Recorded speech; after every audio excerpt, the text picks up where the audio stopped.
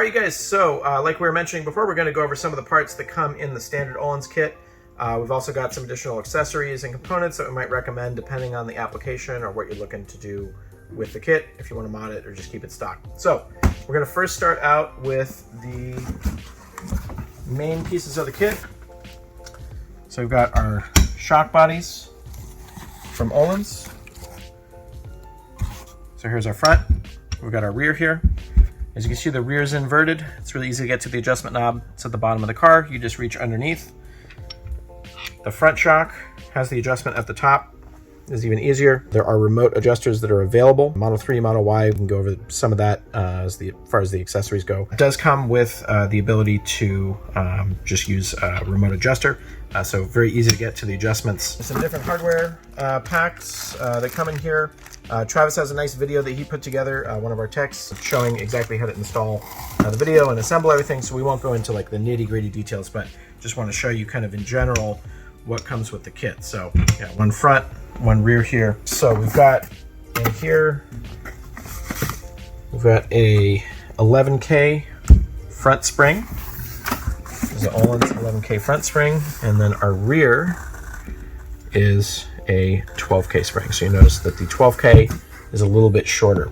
So that's your front and rear spring. We've got some spring adapters. This actually is for your front. Got this one for the rear. And then we've also got some additional hardware like our spring adapter. So this is actually our spring adjuster. This sits in the rear of the car. And allows you to adjust the height of the car. So in general, this is kind of the meat and the potatoes of what comes in the Ohlins kit. We do have additional options available if you're looking for something a little bit on the softer side. We do have some Swift spring options that we'll show you here. This is a little bit lower rate. These are custom manufactured for Redwood Motorsports by Swift. And as you see, they come in the matching Ohlins yellow. Very cool touch for that. But yeah, these are actually quite nice springs. These are manufactured by Swift in Japan. And we've got some additional rate options. We can go higher. This set is actually a little bit lower.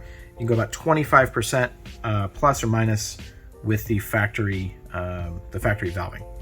So yeah, if you want to soften your kit up, we can always go to a different spring rate. All right, and now we'll get into some of the additional optional accessories and other items that we will recommend, or depending on what you're hoping to do with the car. So if you're looking for something a little sturdier, a little beefier than the standard just steel forks, so we've got our heavy duty Redwood Motorsports fork here. It's a full billet lower, all aluminum.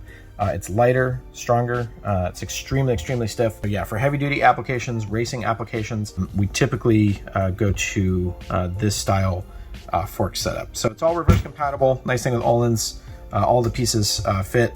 So this is the same fork setup that comes in our standard Redwood Motorsports GT performance kits, but we do offer these as an optional add-on. So if you look at the website, we do have these as an optional extra if you'd like something more heavy duty than the standard forks. We've also got some remote adjusters. So we talked about the fact that the Ohlins can use remote adjusters. For the Model 3, it actually comes with a plastic remote adjuster.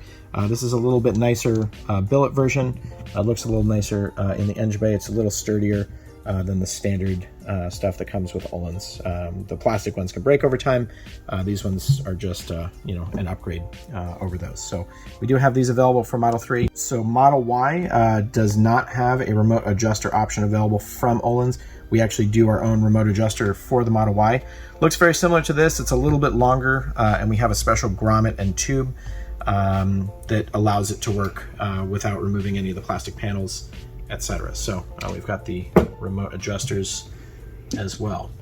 We offer sway bars, so we've got matching sway bars if you want to get into any further tuning beyond the suspension itself. So we've got sway bars. We don't have them here right now, but they are listed on the website. And we have front and rear adjustable end links. So this is a much heavier duty end link than the Tesla factory end links. It can just deal with more force, so this is a great option. So especially if you're lowering your car, your sway bar has a particular angle to it, and the adjustable end links will let you shorten or lengthen the end attachment points in order to even out the sway bar itself. So we do have adjustable end links, and the sway bar is available.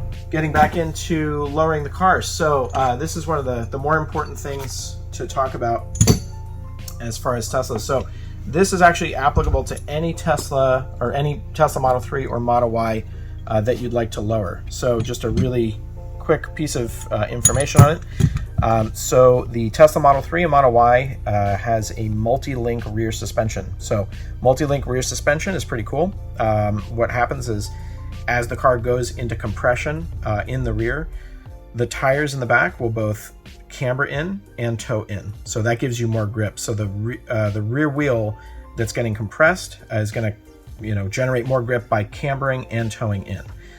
So that's really good. The front is a kind of a standard suspension setup, so we don't get a lot of camber gain, we don't get a lot of toe gain as we go through the compression stroke. So when we lower a car, we're actually artificially changing the point on the camber curve that we're sitting. So if we lower the car, as far as the control arms are concerned, it's like the car is already in compression. So we get a lot of just, by lowering the car, let's say, over 10 millimeters, we start to get a lot of camber and we start to get a lot of toe. That's especially, a problem in the back because we get a lot of tire wear. So what we've got is this is a toe link. So this is an adjustable toe link that we make, Redwood Motorsports. This is the spherical version, and this is the camber. So we use both of these to dial back in your alignment if you lower the car more than 10 millimeters. So highly recommended. We make another version. This version is called FPX. So you'll notice the difference here is actually only in the end eye. So we've got a spherical end eye here. So a spherical end eye it's a Teflon lined spherical bearing. It's all stainless steel, which is fantastic. But being a performance oriented setup, we do recommend the spherical as it has higher NVH. We do recommend the spherical version for performance applications. If you're looking for something more of a grand touring setup, you're not looking to race the car, but you're trying to dial back in your camber, we actually make the FPX version. So a couple cool things about the FPX. The FPX is a rubber bushing based version instead of the spherical bearing. We actually take the rubber bushings from the stock Tesla control arms and we press them out, and we actually press the same OEM Tesla bushings into our adjustable rear control arm. So you have all of the same low NVH, low vibration. It's a nice rubber bushing. So this is for more of a daily application. So both the FPX and the spherical bearing version allow you to dial out any of the camber gain and toe gain that would normally wear out your tires. Both important, if you're lowering your car for track use or if you're going to be using it as a daily driver. Last piece of the puzzle here. And I know that Travis kind of went over this in the last video. We've got our bump stop limiter. So he's, if you want to take a look at some of the other videos that we put together, this is the Redwood bump stop limiter kit. This is, not just a problem with the Ohlins suspension. It's a problem with any aftermarket suspension that's a kind of a pin mount style. So you'll notice here at the top of the shock, we've got a pin. Normal bump stop actually engages with the standard top mount. So this alleviates any of the potential for breaking the stock top hat if you get full bump stop compression. When the bump stop bottoms out, all that force then has to go someplace, gets transferred to the pin, which then can crack the top hat. So we've got our bump stop limiters. These ones we do include with all Ohlins kits, whether it's a Redwood Motorsports engineered kit or the standard Ohlins kit. We do offer these and we give those to customers that purchase one of the kits from us. We feel that that's important enough that we just give them along with all the kits that are purchased from us. Hopefully this gives you guys kind of an overview of the different options for the full Ohlins system and some of the Redwood Motorsports tuning upgrades that we have available. So again, we have different spring rate versions, but yeah, it's a fantastic kit. We're really looking forward to getting more of these out. As you can see, we've got a fair amount stocked right now, but we've gone through, I would say, probably 3/4 of all of the orders and initial shipment that we have. So yeah, we do have quite a bit left here, but it is selling pretty quickly. So yeah, feel free to check out our website. Hit us up with any questions, email us. We're always happy to answer any of the questions that you have. Thanks a lot for watching, and we'll see you next time.